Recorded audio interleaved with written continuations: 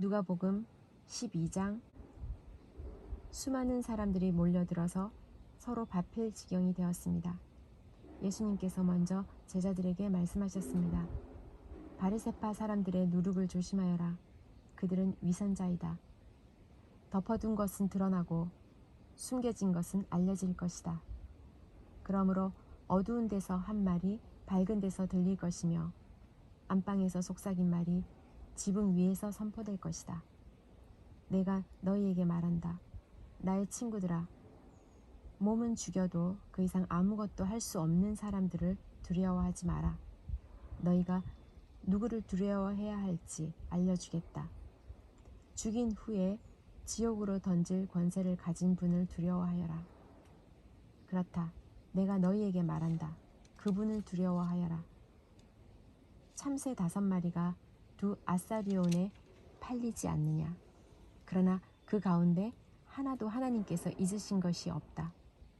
하나님께서는 너의 머리카락까지도 다 세고 계신다. 두려워하지 마라. 너희는 많은 참새들보다 훨씬 더 귀하다. 내가 너희에게 말한다. 사람들 앞에서 나를 고백하는 사람은 누구든지 인자도 하나님의 천사들 앞에서 그를 인정할 것이다.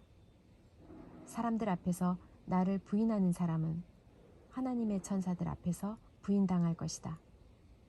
인자에 대하여 나쁘게 말하는 사람은 용서받을 수도 있다.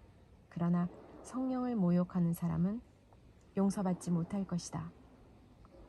사람들이 너희를 회당이나 통치자, 권력자 앞에 끌고 갈 때 무엇을 어떻게 대답하고 또 무엇을 말해야 할지를 염려하지 마라. 그때의 성령께서 너희에게 무엇을 말해야 할지를 가르쳐 주실 것이다. 무리 중에 어떤 한 사람이 예수님께 말했습니다. 선생님, 제 형에게 유산을 저에게 나누어 주라고 말씀해 주십시오. 예수님께서 그에게 말씀하셨습니다. 누가 나를 너희의 판사나 중개자로 세웠느냐? 이어서 예수님께서 사람들에게 말씀하셨습니다. 온갖 욕심을 경계하고 주의하여라. 재산이 아무리 많더라도 사람의 생명이 거기에 달려있지 않다. 예수님께서 사람들에게 비유를 말씀해 주셨습니다. 어떤 부자의 밭에서 수확이 많이 나왔다. 그 부자는 속으로 생각했다. 내 곡식을 저장해 둘 곳이 없으니 어떻게 할까? 그는 말했다. 이렇게 해야겠다. 내 곡간을 헐고 더 큰 곡간을 세워 거기에 내 모든 곡식과 물건을 저장해야겠다. 그리고 자기 자신에게 말할 것이다. 인생아, 여러 해 동안 쓰기에 넉넉한 많은 재산을 가졌으니 편히 쉬고 먹고 마시며 인생을 즐겨라. 그러나 하나님께서 그 사람에게 말했다. 어리석은 사람아, 오늘 밤 너의 영혼을 가져갈 것이다. 그러면 너가 준비한 것을 누가 가져가겠느냐? 이런 사람은 자신을 위해 재물을 쌓고 하나님께 대하여 부요하지 못한 사람이다. 예수님께서 제자들에게 말씀하셨습니다. 그러므로 내가 너희에게 말한다. 목숨을 위하여 무엇을 먹을까, 몸을 위하여 무엇을 입을까 염려하지 마라. 목숨이 음식보다 중요하고 몸이 옷보다 중요하다. 까마귀를 생각하여 보아라. 까마귀는 씨를 뿌리지도 않고 거두어 들이지도 않는다. 그들에게는 곡간이나 창고도 없다. 그러나 하나님께서 먹이신다. 그런데 너희는 새들보다 훨씬 귀하지 않느냐? 또 너희 중에 누가 염려하고 그 생명을 조금이라도 늘릴 수 있느냐? 너희가 아주 작은 것도 못하면서 왜 다른 것들을 염려하느냐? 백합꽃이 어떻게 자라는가 생각하여 보아라. 백합은 수고도 하지 않고 길쌈도 하지 않는다. 그러나 내가 너희에게 말한다. 솔로몬이 온갖 영화를 누렸어도 이 꽃만큼 아름다운 옷을 입어보지 못하였다. 하나님께서 오늘 들판에 있다가 내일 아궁이에 던져질 풀도 이렇게 입혀주시는데 하물며 너희야 더 잘 입혀주시지 않겠느냐. 믿음이 적은 사람들아, 그러므로 먹을 것과 마실 것을 구하지 말고 염려하지 마라. 이런 것들은 모두 세상 사람들이 구하는 것이다. 너희 아버지께서 너희에게 이런 것들이 필요하다고 하는 것을 알고 계신다. 너희는 하나님 나라를 구하여라. 그러면 이 모든 것을 너희에게 더하여 주실 것이다. 두려워하지 마라. 어린 양들아, 너희 아버지께서는 하나님 나라를 너희에게 주시기를 기뻐하신다. 너희 소유를 팔아 자선을 베풀어라. 그리고 너희를 위하여 낡지 않는 지갑을 만들어라. 하늘에 없어지지 않을 재물을 쌓아라. 거기는 도둑이 접근할 수도 없고 좀도 먹는 일이 없다. 너희의 재물이 있는 곳에 너희의 마음도 있다. 허리에 띠를 메고 등불을 밝혀라. 주인이 결혼잔치에서 돌아와서 문을 두드릴 때 곧 열어주려고 기다리는 사람과 같이 되어라. 주인이 와서 볼 때 깨어있는 종이 복이 있다. 내가 진정으로 너희에게 말한다. 주인이 스스로 허리를 동이고 종들을 식사 자리에 앉힌 다음 곁에 와서 종들을 섬길 것이다. 주인이 밤중이나 새벽에 오더라도 깨어있는 종이 있다면 그 종들에게 복이 있을 것이다. 이것을 기억하여라. 만일 집주인이 도둑이 드는 시간을 안다면 집에 도둑이 들지 못하도록 할 것이다. 너희도 준비하여라. 인자는 너희가 생각지도 않은 때에 올 것이다. 베드로가 말했습니다. 주님, 이 비유는 우리를 위해서 하신 것입니까? 모든 사람에게 하신 것입니까? 주님께서 말씀하셨습니다. 누가 신실하고 지혜로운 종이겠느냐? 주인이 그 종에게 다른 종들을 맡기면 제때의 양식을 나누어 줄 일꾼이 누구겠느냐? 주인이 돌아와서 볼 때에 맡겨진 일을 하고 있는 종은 복이 있다. 내가 진정으로 너희에게 말한다. 주인이 자신의 모든 재산을 그에게 맡길 것이다. 그러나 만일 종이 속으로 주인이 돌아오려면 멀었다고 생각하고 남녀 종들을 때리고 먹고 마시며 술에 취해 있다면 미처 생각지도 않고 알지도 못한 때에 그 주인이 돌아와 그를 몹시 때리고 믿음이 없는 자들이 있는 곳으로 보낼 것이다. 주인의 뜻을 알고도 그 뜻에 따라 준비하지도 행하지도 않은 종이 많이 맞을 것이다. 그러나 알지 못하고 매맞을 짓을 한 사람은 적게 맞을 것이다. 많이 받은 사람에게는 많은 책임이 요구되고 많은 것이 맡겨진 사람에게는 많은 것이 요청된다. 나는 세상에 불을 놓으려고 왔다. 불이 이미 붙었으면 더 바랄 것이 없다. 그러나 나는 받아야 할 세례가 있다. 이것이 이루어질 때까지 내가 얼마나 괴로움을 당하겠느냐. 내가 세상에 평화를 주려 왔다고 생각하느냐? 내가 너희에게 말한다. 그렇지 않다. 오히려 분열을 일으키려 왔다. 지금부터 한 가정에서 5 식구가 서로 나누어질 것이다. 셋이 둘을, 둘이 셋을 대적할 것이다. 아버지와 아들이 나누어질 것이며 아들이 아버지를, 어머니는 딸을, 딸은 어머니를, 시어머니가 며느리를, 며느리가 시어머니를 대적할 것이다. 예수님께서 사람들에게 말씀하셨습니다. 너희가 서쪽에서부터 구름이 이는 것을 볼 때 비가 곧 오겠다고 말하면 그대로 된다. 너희가 남풍이 부는 것을 보고 날이 덥겠다고 말하면 그대로 된다. 위선자들아, 너희가 땅과 하늘의 날씨는 분별할 줄 알면서 왜 이 시대는 분별할 줄 모르느냐? 어찌하여 너희는 무엇이 옳은지를 스스로 판단하지 못하느냐?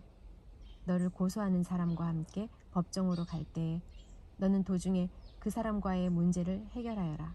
그렇지 않으면 그 사람이 너를 재판관에게 데려가고 또 재판관이 너를 집행관에게 넘겨주어 너를 감옥에 가둘 것이다. 내가 너에게 말한다. 마지막 한 푼까지 갚기 전에는 너가 거기서 나오지 못할 것이다. 누가복음 13장. 어떤 사람들이 예수님께 와서 빌라도가 갈릴리 사람들을 죽여 그 피가 저희에 드릴 희생 제물과 기범벅이 되었다는 소식을 전해 주었습니다.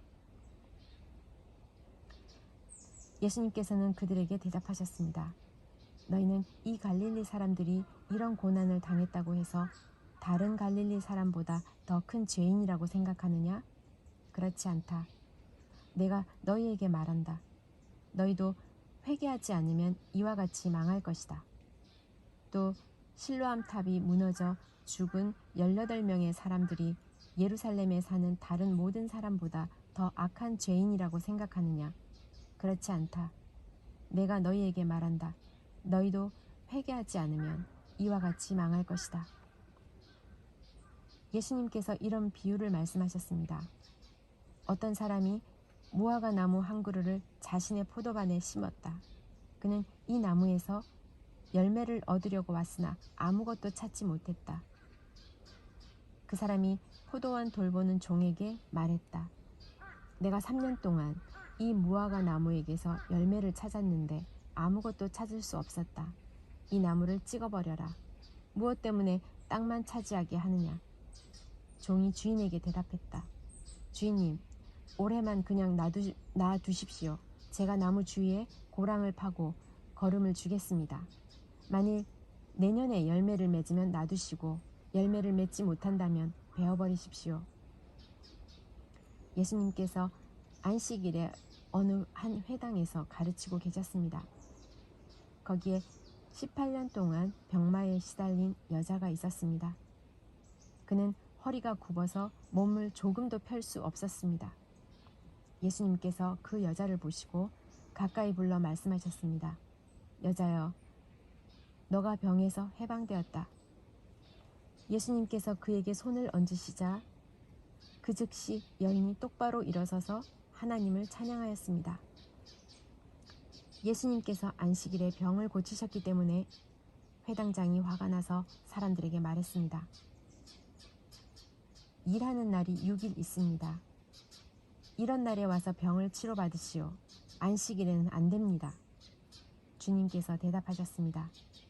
위선자들아, 너희는 안식일에 소나 나귀를 외양간에서 풀어내어 끌고 가서 물을 마시게 하지 않느냐? 그런데 이 여자는 아브라함의 딸로서 18년 동안 사탄에 매여 있었다. 안식일에 이 사람의 매임을 풀어주어야 하지 않겠느냐? 예수님께서 이 말씀을 하시자 예수님을 반대하던 사람들이 모두 부끄러워했고 모든 사람들은 예수님께서 행하신 영광스러운 일을 보고 기뻐했습니다. 예수님께서 말씀하셨습니다. 하나님 나라는 무엇과 같으며 무엇에 비교할 수 있을까? 하나님 나라는 어떤 사람이 자기 밭에 가지고 가서 뿌린 겨자씨와 같다.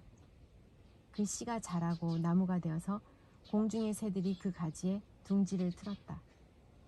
예수님께서 또 말씀하셨습니다. 하나님 나라를 무엇에 비교할 수 있을까? 하나님 나라는 마치 누룩과 같다. 어떤 여자가 이것을 가져다가 밀가루 3말에 섞으니 전체가 부풀게 되었다. 예수님께서 예루살렘으로 향하여 가시던 중 각 도시와 마을을 두루 지나셨습니다. 어떤 사람은 예수님께 물었습니다. 주님, 구원받을 사람은 적습니까? 그러자 예수님께서 말씀하셨습니다.